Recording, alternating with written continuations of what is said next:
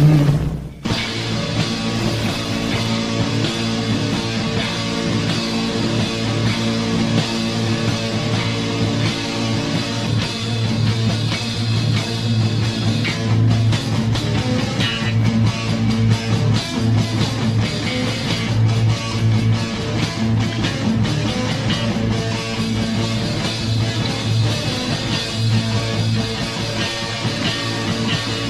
517, do you want to report a UFO? Over. Negative. We don't want to report.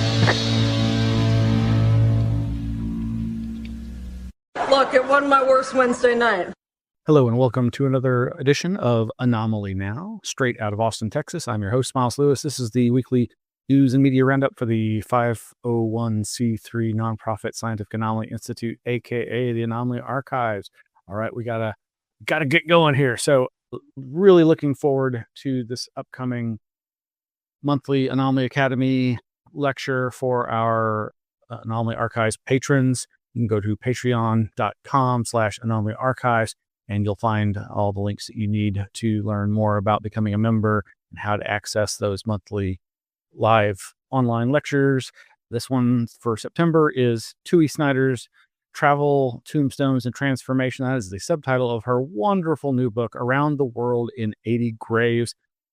Highly recommend this book. I am thoroughly enjoying reading it, making my way through it. It's a nice, fun, brisk read. Tui is a great writer and very inquisitive person who has traveled the world exploring humanity's cemeteries across the planet. And boy, has she got stories to tell. And you'll get to hear some of those for her first ever lecture presented on her new book. She recently appeared on Coast to Coast AM, and of course is a fan favorite and friend of the Anomaly Archives. Also coming up next month in October, we have Expanding Frontiers Research's founders Erica Lukes and Jack Brewer presenting The Cold War and UFOs. This is yet another monthly presentation for Anomaly Archives patrons. That's going to be on Wednesday, October 22nd. And as I mentioned, Tui Snyder's presentation is going to be this coming next Wednesday, September 24th, 2025. Hope you'll join us for those. Well, let's dive right in. There's several articles I was not able to get to last week on our slightly one day late episode of Anomaly Now. This is just, to me, very disturbing. The Hollywood Reporter, that's HollywoodReporter.com, has this headline: 5,000 podcasts, 3,000 episodes a week, $1 cost per episode, behind an AI startup's plans. Former Wondery exec Janine Wright is leading a new firm, Inception Point AI, that's betting on flooding the zone with audio content. Quote, I think the people who are still referring to all AI-generated content as AI slop are probably lazy Luddites. I'm sorry, Janine Wright. You are, well, I'll reserve my own opinions for the inside of my head, but I think folks can come to your own conclusions. This article reads, why pay a celebrity podcast host millions when you can create your own using AI? Inception Point AI is attempting to do just that as the company builds a stable of AI talent to host podcasts. AI talent. Oh, give me a break. And eventually become broader influencers across social media, literature, and more. Amid the high cost for producing narrative podcasts and pricey short-term contracts for popular hosts, the idea here is being able to own, scale, and control the talent, unlike those off-the-cuff humans, points to head, and produce shows at a minimal cost. Quote, we believe that in the near future, half the people on the planet will be AI. What? And we are the company that's bringing those people to life, unquote, said CEO Janine Wright, who was previously chief operating officer of podcasting company Wondery, Wondery, which has recently had to reorganize under the changing podcast landscape. Okay, so you couldn't figure out how to turn a profit, so now you're just cutting out everything that's human and using everything that's the worst aspect of our current technological inflection point. That's all commentary by me. The views expressed by this guy here, myself, Steve Miles Lewis, do not necessarily reflect those of our 501c3 nonprofit Anomaly Archives. But Yeah, this is just terrible. The article goes on to say the company is able to produce each episode for $1 or less, depending on length and complexity, and attach programmatic advertising to it. This generally means that if about 20 people listen to that episode, the company made a profit on that episode without factoring in overhead. Inception Point AI already has more than 5,000 shows across its Quiet Please podcast network and produces more than 3,000 episodes a week. Collectively, the network has seen 10 million downloads since September 2023.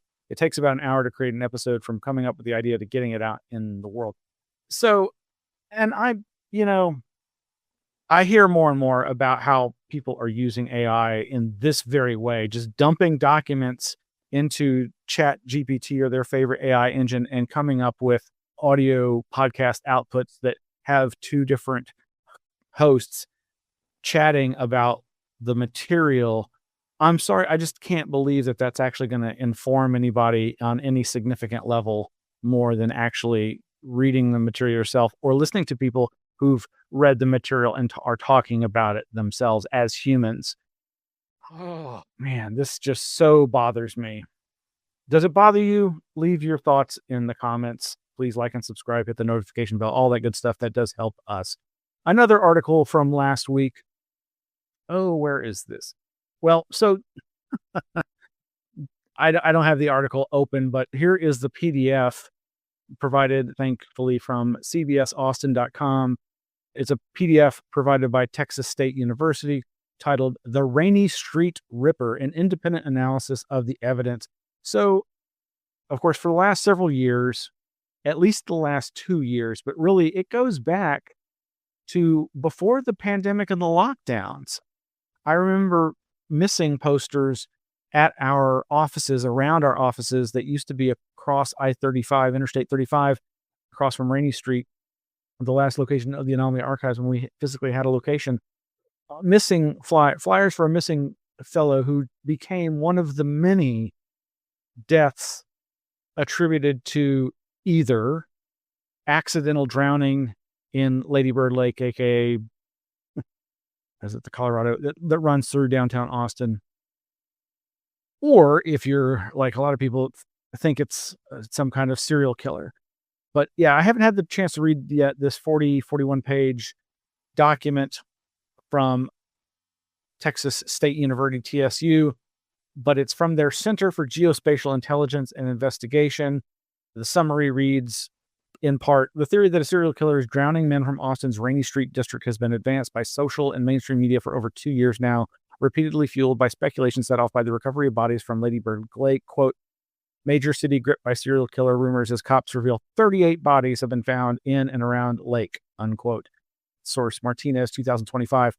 The Center for Geospatial Intelligence and Investigation at Texas State University, in cooperation with the Austin Police Department, conducted an evidence-based and scientific study of the data for the purposes of understanding the nature of these incidents and detecting any possible existence of a serial murderer. We analyzed records of 189 drowning cases from 2004 to 2025, identifying 58 target cases that matched the general modus operandi and victimology of the alleged Rainy Street Ripper, quote unquote.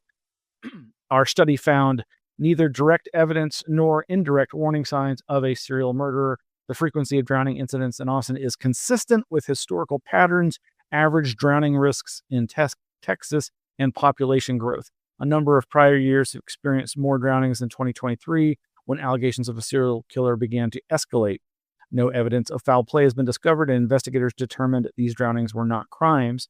Travis County Medical Examiner's Office concluded the deaths were accidental drownings, most involving intoxicated individuals who fell into the water. Quote, one common theme of the drownings in Austin this year is the combination of alcohol and easy access to Lady Bird Lake. Yeah, I have not had the chance to read all this, and this may be the simplest explanation. It certainly is the simplest explanation.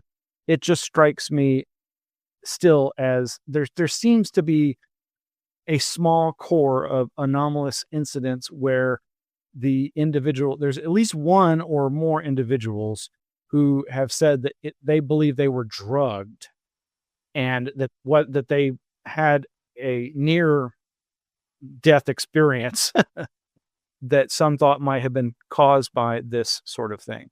But let's take a break here.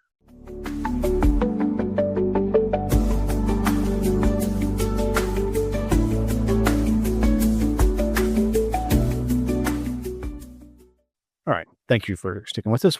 Welcome back. Yeah, so just the Rainy Street Ripper, the alleged serial killer here in Austin. All I'm saying is I'm interested in reading the rest of this Texas State University study in coordination with APD, Austin Police Department, and their research on this. It's certainly my question all along has been, how do the statistics for Austin being a college town and having these drinking districts so close to a river compared to similar circumstances around the country? Is this a problem in any college town where there's a drinking district near a river? Do the statistics bear out? We shall see. But yeah, I'll provide a link to this PDF of the study in the show notes, which you can access at anomalyarchives.org. Moving right along, other news that we didn't get to last week. Woo! Rock found on Mars could be evidence of ancient life. NASA says the groundbreaking discovery points to the possibility of past life on Mars. This is September 11th, 2025. abcnews.go.com reported on this. And among the details in the article, a 3.5 billion year old rock discovered on the red planet is, quote, the closest we've come to discovering ancient life on Mars, according to NASA. Potential signs of microbial life were found in a rock sample collected by the rover in 2024 from an ancient dry riverbed on Mars's Jezero crater, an area of rocky outcrops on the edges of the Neretva Vallis, a river valley carved by water rushing to the canyon billions of years ago, NASA officials announced in a press conference on Wednesday. The sample, named Sapphire Canyon, contains potential biosignatures, which are substances or structures that might have a biological origin. NASA says, quote, it's a signature. It's a sort of leftover sign. It's not life itself. Nikki Fox, Associate Administrator of NASA's Science Mission Directorate, said Wednesday, quote, it certainly could have been from ancient life, and that would have been something that was there billions of years ago. Similar headline over at cnet.com. NASA found signs of ancient alien life on Mars. Here's how excited you should be. NASA is finally releasing details on its discovery of Mars biosignatures and exactly what that means for alien life. Basically, this discovery was made a year ago, but they wanted to do the proper vetting of the evidence and see if it bears out to scrutiny. And so far, so good. This is very exciting. Of course, I believe it was back in the 90s under the Clinton administration when they announced that they had discovered some possible evidence of a microbial life from Mars, but it was, I think it was on a piece of a meteorite or a piece of Martian rock that had made its way to Earth. The concern was that the detected material was perhaps just from contamination here on Earth. But yep. Interesting that this is happening right now. The CNET article is September 10th. Woohoo! Meanwhile, over at the Daily Grail. So jumping to the UAP hearing news, of course, you can go to anomalyarchives.org, and there is a page there for this most recent UAP UFO hearing from September 9th, 2025, titled Restoring Public Trust Through UAP Transparency. Of course, if you go to last week's episode of this show, you can see an hour and 40-minute analysis and about 17 clips from that nearly 3-hour hearing with my commentary on that. And you can go and find the links to that, and also the witness testimony links of all the different witnesses: Jeffrey Nusatelli, Chief Alexandro Wiggins, journalist George Knapp, Dylan Borland, Joel Spielberger, etc. That is all available at our website. But yeah, so the big, of course, news, one of the things that everybody's focusing on is this footage of an alleged Hellfire missile hitting a alleged UFO, UAP, Tic Tac orb. It looks both cylindrical and slightly orb-like or egg-like. I'm not really interested in playing the footage, but I think I and others are right to be skeptical of this. And I must say that the very first analysis I saw, of course, was that of Mick West on his YouTube channel, Missile versus UFO video. And he's basically suggesting that this is the quote unquote flying Ginsu, the flying ninja Hellfire. Basically, it's a Hellfire missile that's been modified to not explode, but to kill through kinetic attack that it releases a series of about 6 blades. It's also, I think, referred to as, or maybe I'm thinking of the movie Phantasm and the spheres with their little blades on them, a flying Cuisinart. But basically, he and others are suggesting that this is in fact footage of a Hellfire missile hitting a probably stationary or slow-moving object, likely a balloon, off the coast of Yemen that is not anything anomalous. And again, he's comparing it, as you see in the video here, to their recreation of the Go Fast, the famous Go Fast video, where you see an object zipping along what appears to be just above the water. Same effect here with this footage, but that this is all attributable most likely to parallax, the illusion created by your camera eye moving relative to the target that you're looking at and giving the false impression of fast movement. He also looks at the data in the bottom corner of the video to indicate the altitude. And yes, this really seems like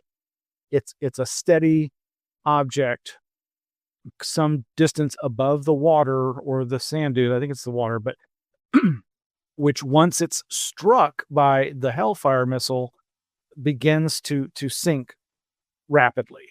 And that all is consistent with a balloon. And so the false impression of the ejected, split off parts from the impact moving along mysteriously, anomalously with the object after being struck is just a false impression, again, parallax.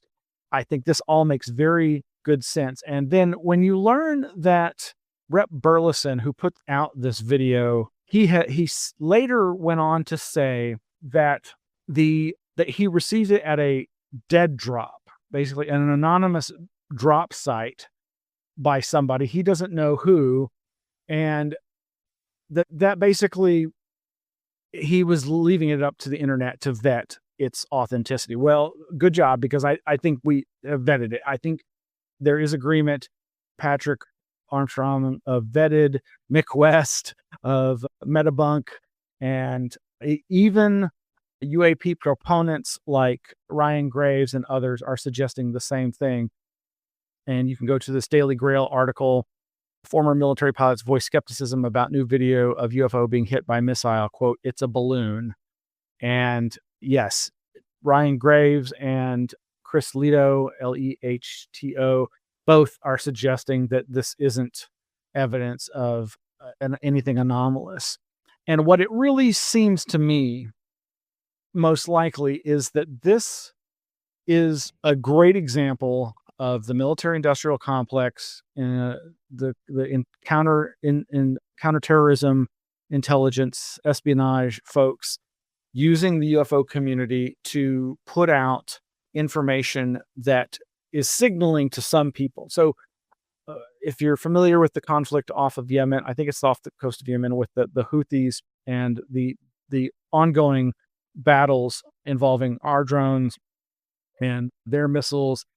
This is an instance where the Hellfire missile is usually used air to ground, but this is perhaps the first evidence of it being used air to air. And if this was, say, a decoy balloon or reconnaissance balloon being used by the Houthis, or even just a test target for our military, the Navy or whatnot, this could just all be a showcasing of this technology, this Ninja Hellfire, Ginsu Hellfire, whatever the heck you want to call it. It's got various names, but it seems to be, again, it's used for assassinations, which is the terrible thing. It's used to, thankfully, reduce collateral damage and not kill other uninvolved humans around the target. Literally, they can use it apparently to target a particular passenger in a vehicle and not potentially not harm the other passengers. Anyway, that's what I think is most likely going on with this footage. So yeah, from the Daily Grail article, one person who was impressed on the first viewing was former U.S. Navy FA-18F pilot Ryan Graves, who has emerged in recent years as a leading advocate for serious and open investigation of UFO sightings. Quote, "I'm not aware of any object that can take a missile hit and the constituent components continue to travel together. unquote. Graves said after his initial viewing of the video, quote, "I've not studied the video closely, but after first watching, I don't have an explanation," unquote. However, after further review, Graves voiced more skepticism, saying it's conceivable the video is of a prosaic target struck by a missile. Chunks broke off, stabilized on the airstream, and began a parabolic descent that is generally aligned with the camera angle, making the target aspect change nearly imperceptible as it descends. Graves requested that more video be released to help properly ascertain what the object might be, stating, quote, "If we had a longer video, we may see the components impact the water surface eventually." And I believe, yes, this is from his X account. All right, well, on to the next section.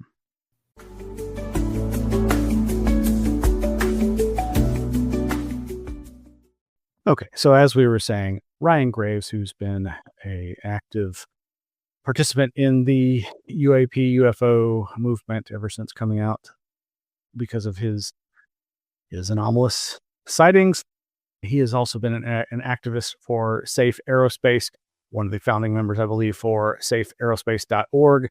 And over at the website, they have a new newsletter out that says, "Hi, Ryan Graves from Americans for Safe Aerospace here. It's been a while since we've checked in. Thanks for your patience. I want to assure you, while we've been quiet, we've been working hard.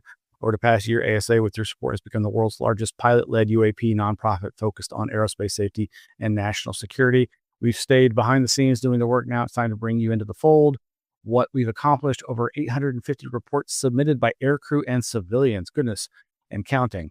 Provided testimony from before Congress in a historic hearing, amplifying the voice of our witnesses. Built alliances with members of Congress, NASA, FBI, FAA, AIAA, pilot unions, airlines, and more.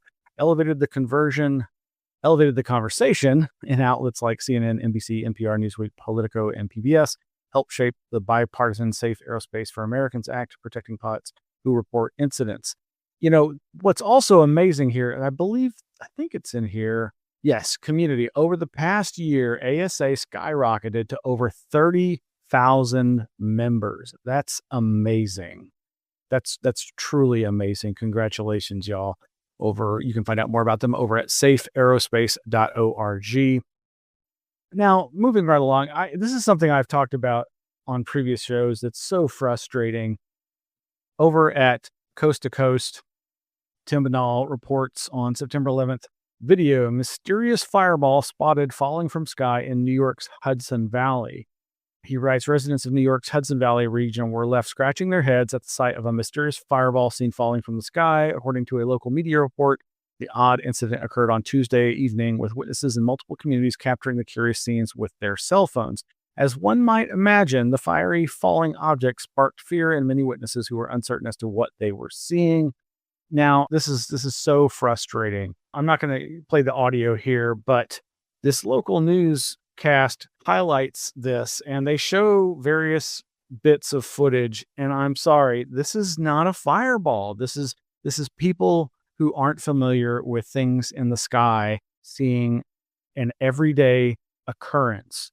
A contrail created by a high-flying commercial aircraft catching the setting sun or the rising sun and illuminating it in such a way. And because it's heading towards the opposite horizon, it looks like it's going down, but it's not. It's just going in a straight line, probably at 30,000 feet, and it's not falling. And all these people are like, "Oh, it was so close to us. It was clearly nearby." And, that made us scared.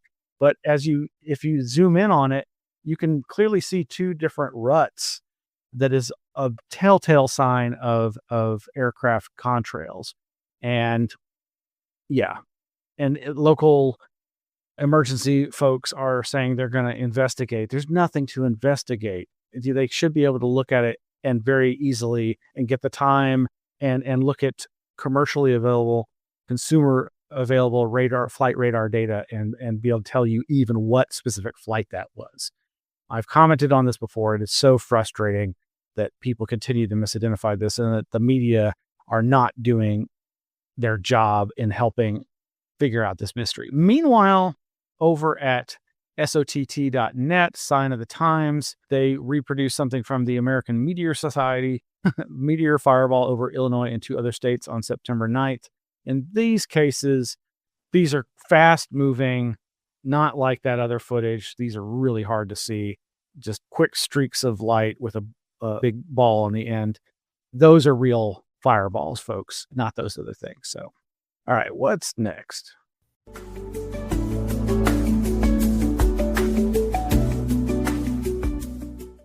All right, resuming and jumping back to the Restoring Public Trust Through UAP Transparency and Whistleblower Protection hearing, I did want to call attention to veteran ufologist Kevin Randall over his blog, A Different Perspective Commentary on UFOs, Paranormal Events, and Related Topics. On September 10th, he posted his analysis, his review of the information provided in the recent hearing on UFOs, UAP. He was not impressed. A whole lot of nothing is basically his analysis. He does write a bit more about that. Obviously, you can go over to his website, Kevin Randall, that's KevinRandle.blogspot.com, and to find this post there.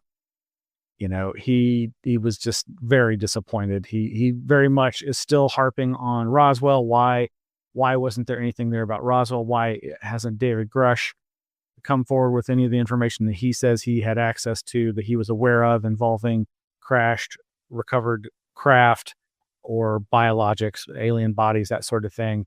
It's really frustrating for somebody like Kevin Randall, who's seen it, done it, heard it all before, and been down this road. And why aren't the folks behind this hearing doing a better job of this? And I tend to agree. As much as I didn't think it was the worst hearing in the world, it just, after so many cries of, we're going to get firsthand witnesses, and then just more of the same stories that we've heard, it is frustrating. Meanwhile, over at space.com, there is this column by Leonard David for his Space Insider column. UAP witnesses criticize Pentagon UFO office in congressional hearing for, quote, using science and coming up with answers, unquote. Quote, this is about national security, government accountability, and the American people's right to know, right to the truth, unquote.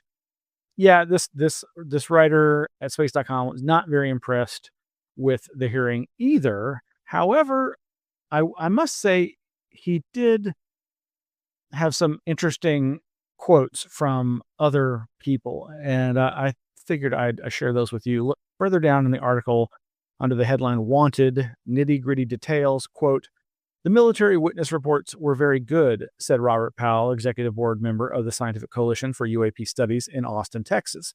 While it may not be apparent to the public or Congress, Powell said that anyone who has studied the history of the subject knows that there have been hundreds of such reports by military witnesses that are equally as good. So how do we move forward? Quote, unless Congress is willing to push for the nitty-gritty details by, quote unquote, by obtaining full videos interviewing pilots involved in UAP incidents and other reported events, quote, we will not progress, unquote, said Powell.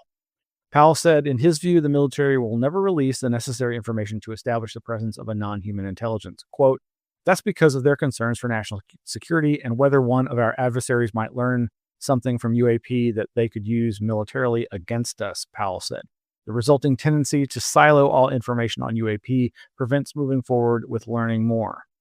Only if Congress allocates funding to the scientific community and academia to study UAP will we make any progress, he concluded.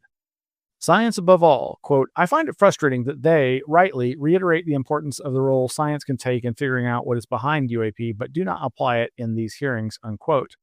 That's the outlook from Alejandro Rojas, a longtime UFO journalist and a consultant to Enigma, a UAP UFO sightings alert network. Quote, we have years of anecdotal sighting reports and claims of hidden government knowledge about alien visitation. What we need is evidence, Rojas said. Rojas added that he found it also trying that the one organization that has been using science, the Pentagon's All-Domain Anomaly Resolution Office, AARO, was pummeled in the hearing without being represented. Quote, having worked in the UFO field for so long, I am sympathetic to their AARO's effort. They have shown each step of their work analyzing previous videos, and although it is unpopular to demystify some of these reports, their scientific analyses have been sound, he said. Now, I would say, and others have said, that they aren't always showing their work. Maybe they are in some of the cases that they have debunked, but not all of them. But I agree. It's really unfortunate that Arrow wasn't allowed to be a participant, wasn't asked to be a participant, and that they just became the not present scapegoat punching bag for the proceedings. The article goes on. Preconceived notions at the recent hearing, quote, the gripes of committee members came across as being frustrated with the organization that is using science and coming up with answers, sensed Rojas. However, because they dislike the answers, they blame Arrow when in fact they genuinely do not want scientific analysis to dismantle their preconceived notions, unquote. In the end, Rojas found the hearing disheartening. Quote, instead of focusing on real issues and truly championing scientific investigation, the hearing comes across as a very political back and forth between the Oversight Committee and the Pentagon, said Rojas. What gets lost is what we actually need, and that is data gathering and scientific evaluation of that data. As a consultant with Enigma, Rojas said the group is collecting hundreds of reports, many with videos. Quote, what we need is a robust, transparent effort to analyze what we are collecting and to build better sensor systems to gather more and better data on UAP, said Rojas. If extraterrestrials are visiting us, it is not just the military that would be seeing them. Now, I've said many times, as much as I respect Alejandro Rojas as a UFO journalist, I am disheartened that he is the representative for Enigma Labs, who are working with Arrow or have been alleged to be working with Arrow and who are alleged to have foundational ties to billionaires such as Peter Thiel. And it's just a little creepy. The article goes on to quote Avi Loeb and Loeb of the Galileo Project, but they also interview someone from CUFOS, the J. Allen Hynek Center for UFO Studies. Tone and testimony. Quote, overall, I was pleased with the tone and testimony in the hearing from the witnesses and the often excellent questions from the representatives, said Mark Roediger, president and scientific director of the Center for UFO Studies in Chicago, Illinois. Quote, the hearing hopefully provided more impetus to pass the crucial legislation necessary to answer questions we have about possible U.S. government/contractor involvement with UAP that has been hidden all these years, says Roediger. Roediger said the witnesses added additional experiences on the record of both UAP sightings and how the aftermath of those had been handled by the military, including treatment of those wishing to speak publicly. It then goes on to describe the legislation that's being attempted to be passed. And they quote Mark Roediger even further. Anyway, there's more there. They also, they move on to question Mike Sifone of UAP, Society for UAP Studies, SUAPS. Under the headline, Deep Difficulties, Michael Sifone is the founding executive director of the Society for UAP Studies based in Los Angeles, California. The group's mission is not to promote a single narrative, but to advance careful scholarship, develop educational frameworks, and advocate for standards of evidence and data transparency. The recent congressional hearings on UAPs underscored once again, quote, both the importance of this issue and the deep difficulties that have hampered its treatment for decades, said Sifone. That handling of the topic within the government, whose aim since at least after World War II has been increasingly obsessed with national security and maintaining U.S. military and strategic dominance, feels Sifone, quote, are guiding principles that are ultimately at odds with the inner operating directives of the sciences themselves, free, open, and therefore democratic exploration of self and world. Anyway, there's much more at the article there at space.com. You can check that out. All of this reminds me, SUAPS is this weekend having another edition of their, reading circle. SUAPS, Society for UAP Studies.org, is having this weekend, September 20th. Their reading circle is going to be featuring our good friend Greg Bishop's book, Project Beta, The Story of Paul Bennewitz, National Security and the Creation of a Modern UFO Myth. And Greg Bishop will be joining the fray. This is this coming Saturday, September 20th, from 5 to 6 p.m. Eastern Standard Time. And you can get the Google Meets link by going to their website and signing up for these reading circle events. So that's pretty cool. Okay, what's up next?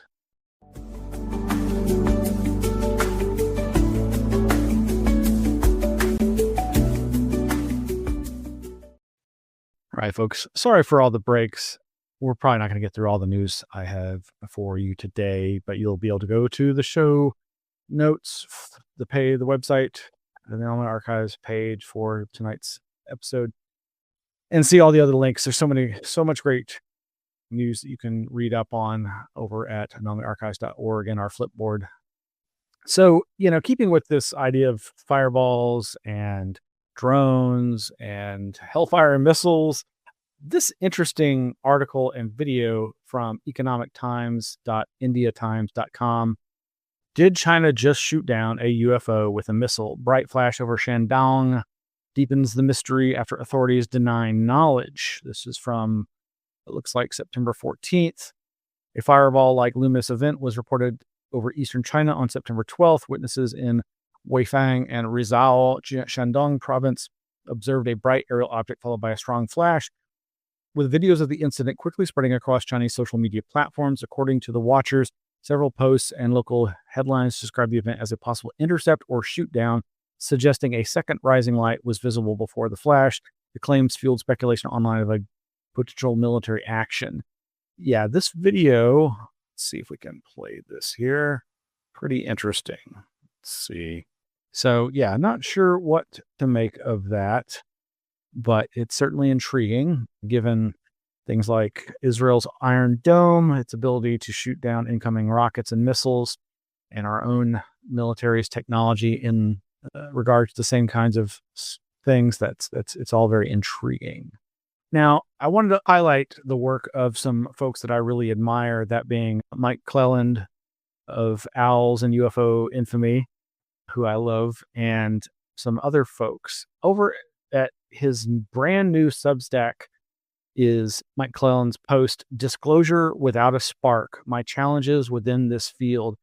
And you can listen to him reading this. There's an 8-minute version of this, but I just wanted to highlight some of this. He basically starts by saying he's not really interested in disclosure. And I very much understand that sentiment. And he expresses some sentiment that I also have been feeling, and I think I've expressed. He says, for over a decade, the focus of my research has been on how owls are somehow tied into the UFO experience. So I'm considered fringy and an already fringe subject. I've come to see the ancient owl mythology as overlapping with the modern UFO mythology, and sometimes I'll even proclaim they're the same thing. I know they aren't, but I say it in a way that anyone should know I'm trying to express my thoughts metaphorically. I realize that can work against me. He then goes on to talk about Joseph Campbell and the idea of future myths.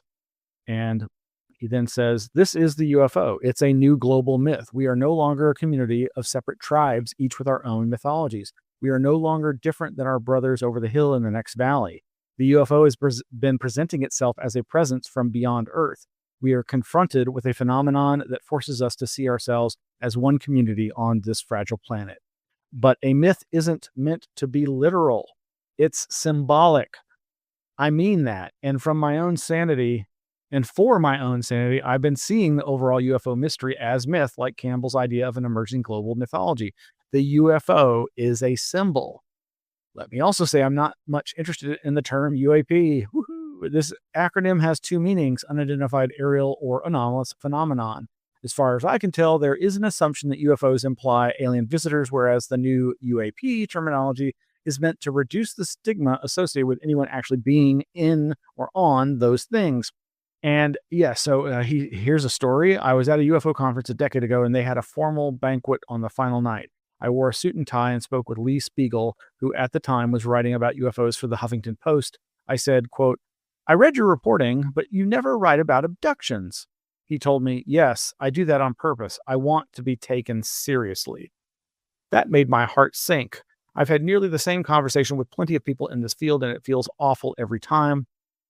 And he just goes on to lament what I and Jacques Vallée and others have been lamenting, that there's this over focus on military witnesses, radar returns, the sensors of technology, when in fact, humans are an amazing sensory array.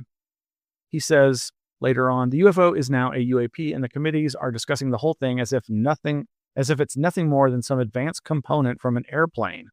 But that's not what I'm finding. The accounts I've been collecting are about spiritual transformation. newfound healing abilities, psychic powers, and synchronistic events that are so specific that they seem orchestrated for maximum transformative effect. Yes, there are burn marks in farmers' fields and radar returns from airport control towers. There's a physical component to this mystery. I'm not denying that. Yet, if you listen to the people who've had the direct experience, they describe it as something metaphysical, spiritual, mystical, transformational, and dreamlike. These are elements of myth, and much of the disclosure crowd is ignoring this non-physical information. There is a story to the contact experiences, but there is nothing but data to the disclosure. The information they present is interesting and important, but there's no magic spark. It's data without a story, and that's not enough. I yearn for something more. Anyway, there's more there. I highly recommend you go check it out. Subscribe to his Substack, subscribe to his podcast, Hidden Experience. There's more of that over at his Hidden Experience website. And his Hidden Experience podcast is over at podbean.com, where he recently interviewed somebody else I highly respect, and that is Kelly Chase of UFO Rabbit Hole, now Cosmosis, that she is now co-host with J. Christopher King. But this recent September episode of Hidden Experience is Kelly Chase and Mike Clelland having a very deep, thoughtful conversation on the subject of the UFO. And I really have enjoyed seeing how Kelly's perspectives on the UFO phenomena have changed and evolved, and I highly recommend her work. And there's 3 videos of hers recent of late, besides this interview and this conversation with Mike Clelland over at their Cosmosis, formerly the UFO Rabbit Hole podcast, is this about an hour-long video. You can also just listen to the audio version at your favorite podcast location, titled Plasma, Consciousness, and the Future of Anomalous Studies. She recently took part in a workshop conference in Europe, and I find it fascinating, very much wanting to hear more about this. The description says, fresh from the University of Exeter workshop on plasma cosmology with thinkers like Robert Temple, Jeffrey Kripal, Bernard Carr, and Nick Cook, Kelly unpacks the conversations that are reshaping the frontier of science and anomalous studies. And then at this other video, at the same YouTube channel or podcast channel, is Unfurling the Myth, Narrative as Interface Between Psyche and the Field. Highly recommended. This is only 20 to 25 minutes long. She's reading her paper that she presented at that conference in Exeter in England. Highly recommend that, and also recommend this recent conversation that she had with this fellow's name? Is it Jim Madden? And Jim Madden is a very interesting thinker on the UFO phenomena. He has written a book whose title I cannot remember, but it involves the word UFO as a hyper object. But the Madden and this fellow Jared have a new podcast called The Great Dangerous Books Podcast. And Kelly is their recent guest talking about Jacques Vallée's Messengers of Deception. And this is a very good and interesting conversation. And they basically recommend Jacques Vallée's 1979 book, Messengers of Deception, as a great entree to people just getting into the UFO field, as an important book to read. Madden reads a number of direct excerpts from it that are fantastic. This is the kind of book that I used to recommend to people all the time. And every time I see a used copy of it, I buy it because I just think it's so important of a book. And, but yeah, even as many times as I've read it, it's been a long time since I read it directly. And some of the quotes that Madden was bringing up were just really phenomenal and really got me thinking in new ways about Jacques Vallée and his writing on the subject. So highly recommend that. Lastly, I haven't had the chance really to read this. I know I say that a lot, but John Greenwald over at theblackvault.com has this new article. Pentagon denies existence of quote unquote Yankee Blue memo reported by Wall Street Journal. His FOIA response Their FOIA response has raised new questions about a widely circulated Wall Street Journal article that described a Department of Defense effort known as Yankee Blue. According to the WSJ, the Pentagon ordered an immediate halt to a practice in which military officers misled subordinates into believing they were working on reverse engineering extraterrestrial technology. But when pressed for the underlying documentation, the Pentagon now says no such memo exists. In September 2025, the Office of Secretary of Defense, OSD, issued a final response to FOIA case 25-F-3514, denying the existence of records related to the alleged 2023 directive. The request specifically sought, quote, a copy of the memorandum issued by the Office of the Secretary of Defense in spring 2023, ordering the immediate cessation of practices associated with the so-called Yankee Blue program, unquote. The response stated that after, quote, thorough searches of the electronic records and files of CMD, no records of the kind you described could be identified. And then he has his little visual excerpt scan of that part of the response. And he says that denial directly contradicts the Wall Street Journal's claim that, quote, the Defense Secretary's office sent a memo out across the service in the spring of 2023 ordering the practice to stop immediately, unquote. If such a memo existed, it would be retained by OSD Correspondence Management Systems and would be subject to FOIA, given that the topic allegedly involved halting a hazing ritual rather than revealing classified operations. The record would not be expected to carry high-level classifications. Courts have repeatedly held that embarrassment or institutional sensitivity does not constitute grounds for classification. This is not the first no records finding to the Wall Street Journal reporting. He mentions another FOIA case. The DoD also reported that it could not locate, quote, briefing materials, talking points, slide decks, notes, or summaries prepared for or presented to Director of National Intelligence Avril Haines in connection with briefings on Yankee Blue. The Wall Street Journal reported that Haines was briefed on the discovery, describing her as, quote unquote, stunned upon hearing about the scale of the deception. That request is currently under appeal. Well, yeah, you can read the rest over at theblackvault.com. And as I mentioned, you can go to our Anomaly Archives website and find a ton of other information there. We'll have links to all the articles and news that I'm not getting to. There was so much more. Sorry, folks. There is cryptozoology news. Sadly, Sasquatch researcher, author, and anthropologist Dr. Jeff Meldrum has passed. He was born in 1958 and passed away just recently. We have 2 articles talking about his passing, sad though it is, as well as an interesting article about Australia's man-eating trees. In our frontier archaeology section, there you can find links to articles titled "A Neolithic Cow's Tooth Helps Point to the Mysterious Origins of Stonehenge's Iconic Stones," as well as "Ancient Medicine or Something Else. Archaeologists discover 34,000-year-old indigo dye on Paleolithic tools," and another article, "Mystery of Homo naledi, an ancient human species who buried their dead, deepens with new burial discovery." Also in our paranormal, parapsychology, and spiritualism section, headlines, "The Haunted, One Family's Nightmare" by Robert Curran. You can read that for free on the Internet Archive. And these other 2 recent articles and videos describe how it may not be the most accurate in describing the infamous investigation, quote unquote, by the Warrens, Ed and Lorraine Warren.